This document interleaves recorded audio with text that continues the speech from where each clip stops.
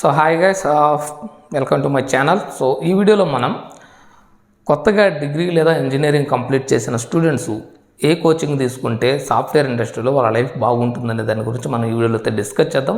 So దానికంటే ముందు కూడా first of all student mentality ఎలా ఉందనే దాని గురించి నేను ఒక నిమిషం అయితే డిస్కస్ చేయాలనుకుంటున్నాను. సో నేను ప్రీవియస్గా స్టూడెంట్స్తో మాట్లాడినప్పుడు సో వాళ్ళ యొక్క థింకింగ్ ఎలా ఉన్నదంటే మార్క్స్కి జాబ్కి సంబంధం లేదనే వేలో వాళ్ళ థింకింగ్ అయితే ఉంది. సో ఈ థింకింగ్ అనేది మేబీ వాళ్ళకి మూవీస్ చూసి వచ్చి ఉండొచ్చు, లేదంటే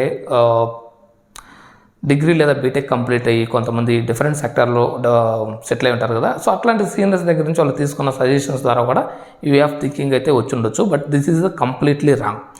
సో ఫస్ట్ ఆఫ్ ఆల్ మీరు మీ పేరెంట్స్ కానీ లేదంటే బ్రదర్స్ కానీ మీ పిల్లలు ఎవరైనా ఇట్లా డిగ్రీ కంప్లీట్ చేస్తున్నట్టయితే మీరు వాళ్ళకి ఇవ్వాల్సిన సజెషన్స్ అంటే ఏంటంటే, సో మీకు తెలిసిన సాఫ్ట్వేర్ ఇంజనీర్స్ ఎవరైతే ఉన్నారో సో వాళ్ళ చేత మాట్లాడించండి. ఏం నేర్చుకుంటే ఏం చేస్తే మనకి సాఫ్ట్వేర్ జాబ్ అనేది ఈజీగా వస్తుందనే దాని గురించి వాళ్ళ చేత సజెషన్స్ ఇప్పించండి. సో అవి అక్యురేట్గా ఉంటాయి.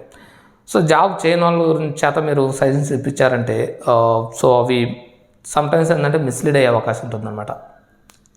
సో ఇదొకటైతే నేను మ్యాక్సిమం నేను కొంతమంది స్టూడెంట్స్లో అబ్జర్వ్ చేశాను.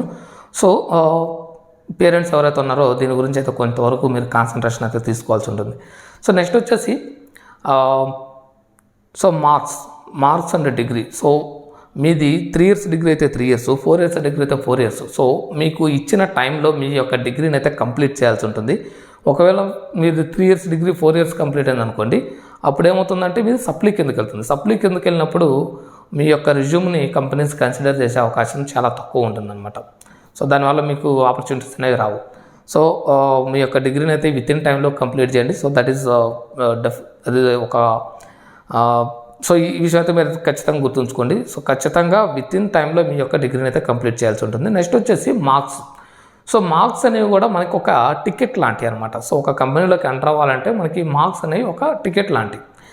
సో ఈ మార్క్స్ని బట్టి మనకి నెంబర్ ఆఫ్ ఇంటర్వ్యూస్ అనేది రావడం జరుగుతుంది అన్నమాట. సపోజ్ మీరు 80%, 90% స్టూడెంట్స్ అనుకోండి, మీకు మ్యాక్సిమం ఏ కంపెనీ అయితే ఇంటర్వ్యూస్ కండక్ట్ చేస్తుందో ప్రతి ఒక్క కంపెనీ నుంచి మీకు ఇంటర్వ్యూ కాల్ అనేది రావడం జరుగుతుంది. అదే 60% లేదా 70% లేదా 55% ఇట్లాంటి స్టూడెంట్స్ అనుకోండి, వాళ్ళకి మిడ్ లెవెల్ కంపెనీస్ నుంచి లేదంటే కొన్ని లిమిటెడ్గా అయితే ఇంటర్వ్యూ కాల్స్ అయితే రావడం జరుగుతుంది అన్నమాట. సో మార్క్స్ అనేవి కూడా చాలా ఇంపార్టెంట్. సో మీకు ఎంతవరకు పాసిబుల్ అంతవరకు మీరు స్కోర్ అయితే చేయడానికి ట్రై చేయండి. సో ఇది కూడా చాలా ఇంపార్టెంట్ అనమాట. నెక్స్ట్ వచ్చేసి ఏ కోర్స్ తీసుకుంటే better. So first of all మీకు ఫ్రెషర్స్ దగ్గర ఏంటంటే మీకు కొత్తగా డిగ్రీ అయిపోయిన వాళ్ళు లేదా బీటెక్ అయిపోయిన వాళ్ళ దగ్గర నుంచి కంపెనీ ఎక్స్పెక్ట్ చేసేది ఏంటంటే అనలిటికల్ థింకింగ్ అనేది ఎక్కువ ఎక్స్పెక్ట్ చేస్తారు.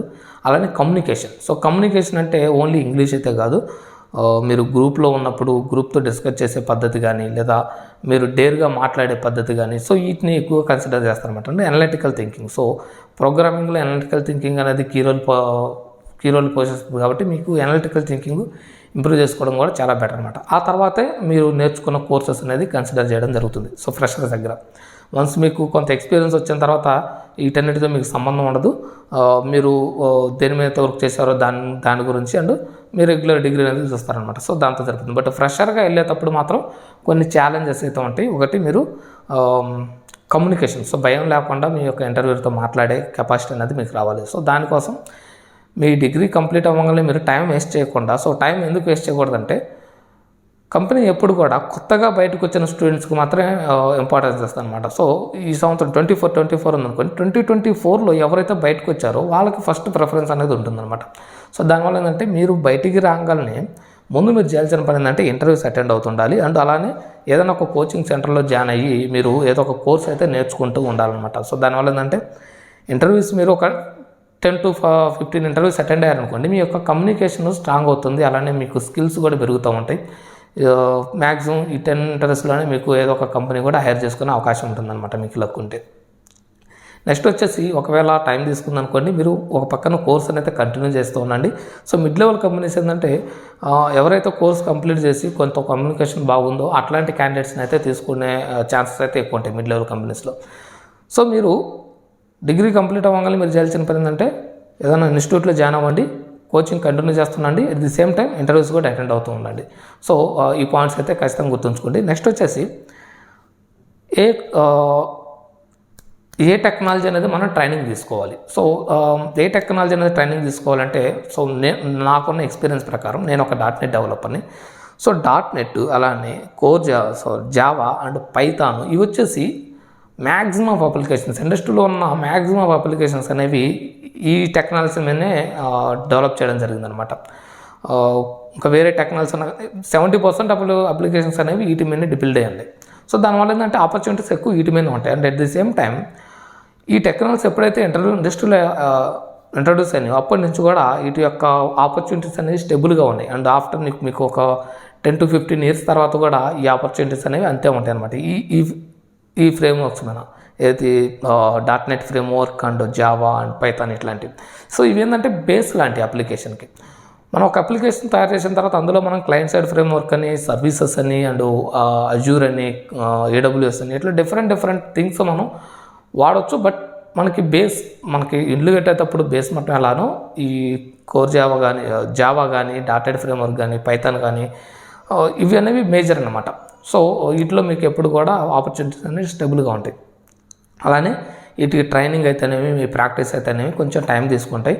అండ్ నెక్స్ట్ వచ్చేసి క్లౌడ్. సో మనకి క్లౌడ్ కూడా స్టార్టింగ్లో ఒక 5 years బ్యాక్ అయితే లిమిటెడ్ సర్వీసెస్ ఉన్నాయి. బట్ ఇప్పుడైతే సర్వీస్ అనేవి చాలా పెరిగినాయి. అట్ ది సేమ్ టైం అప్లికేషన్స్లో కూడా వీటి యూసేజ్ అనేది బాగా పెరిగింది అనమాట.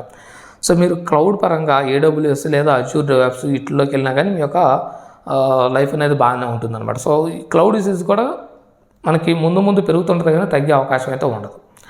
అండ్ నెక్స్ట్ వచ్చేసి తక్కువ టైంలో మనం ట్రైనింగ్ తీసుకోవాలి అనుకుంటున్నారనుకోండి. సో అట్లాంటి కూడా కొన్ని టెక్నాలజీస్ అయితే ఉన్నాయి. లైక్ గూగుల్కి సంబంధించి గోలాంగ్ అయితే ఒకటి ఉంది. ఇది ప్రొసీజరల్ లాంగ్వేజ్ అనమాట. లైక్ మనకి సి అలానో C++ అలానో ఇది కూడా అలానే ఉంటుంది. ఇది లైట్ వెయిట్ అప్లికేషన్ డెవలప్మెంట్లో ఏంటంటే ఇది పర్ఫార్మెన్స్ బాగా బెటర్గా ఉంటుంది అనమాట. సో దీని యూసేజ్ కూడా ఇప్పుడు ప్రజెంట్ ఇండస్ట్రీలో బాగా పెరుగుతుంది. సో ఇందులో కూడా మంచి ప్యాకేజెస్ అయితే ప్రొవైడ్ చేస్తున్నారు. So go along along with that మీరు క్లయింట్ సైడ్ ఫ్రేమ్వర్క్ కూడా ఏదైనా నేర్చుకున్నట్లయితే మీకు ఒక కంప్లీట్ అప్లికేషన్ బిల్డ్ చేసే కెపాసిటీ అయితే వస్తుందన్నమాట. సో యాజ్ అ ఫ్రెషర్గా మీరు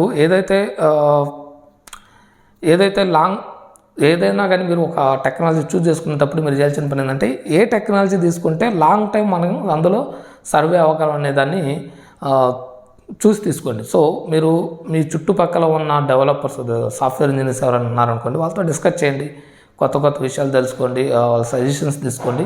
సో దాని ప్రకారం ఏం చేయాలనేది మీరు డిసైడ్ అవ్వండి. నెక్స్ట్ వచ్చేసి ఫ్రెషర్గా మీరు ట్రై చేస్తున్నప్పుడు సపోజ్ మీకు .NET మీద ఇంట్రెస్ట్ ఉందనుకోండి, కంపెనీ మిమ్మల్ని తీసుకునేటప్పుడు ఏంటంటే వాళ్ళు మీ యొక్క ఎనాలిటికల్ థింకింగ్ అలానే మీకున్న బేసిక్ కంప్యూటర్ స్కిల్స్, మీ యొక్క కమ్యూనికేషన్ స్కిల్స్ని బట్టి తీసుకుంటారు. తీసుకున్న తర్వాత వాళ్ళకి అవసరమైన టెక్నాలజీ మాత్రమే మీకు ట్రైనింగ్ ఇవ్వడం జరుగుతుంది అనమాట. సో లోపలికి వెళ్ళిన తర్వాత మేబీ మీకు .NET ఇవ్వచ్చు, జావా ఇవ్వచ్చు, లేదంటే పైథాన్ ఇవ్వచ్చు, లేదంటే ఇంకేదైనా టెక్నాలజీ ఇవ్వచ్చు, షేర్ పాయింట్ అని డిఫరెంట్ టూల్స్, టెక్నాలజీస్ ఉన్నాయి. సో వాళ్ళకి ఏదైతే అవసరం ఉందో అందులో మీకు ట్రైనింగ్ అయితే ఇవ్వడం జరుగుతుంది అనమాట. So I think that's it guys. So ఎవరైనా డెవలపర్స్ కానీ ప్రొఫెషనల్స్ కానీ ఈ వీడియో చూస్తున్నట్టయితే మీ సజెషన్స్ కూడా ఏమైనా ఉన్నట్లయితే ఈ కామెంట్ బాక్స్లో ప్రొవైడ్ చేయండి. సో దట్ పేరెంట్స్కి కానీ లేదంటే కొత్తగా వస్తున్న ఇంజనీర్స్కి కానీ మీ సజెషన్స్ అయితే ఉపయోగపడే అవకాశం ఉంటుందన్నమాట. So that's it for this video guys. Thanks for watching.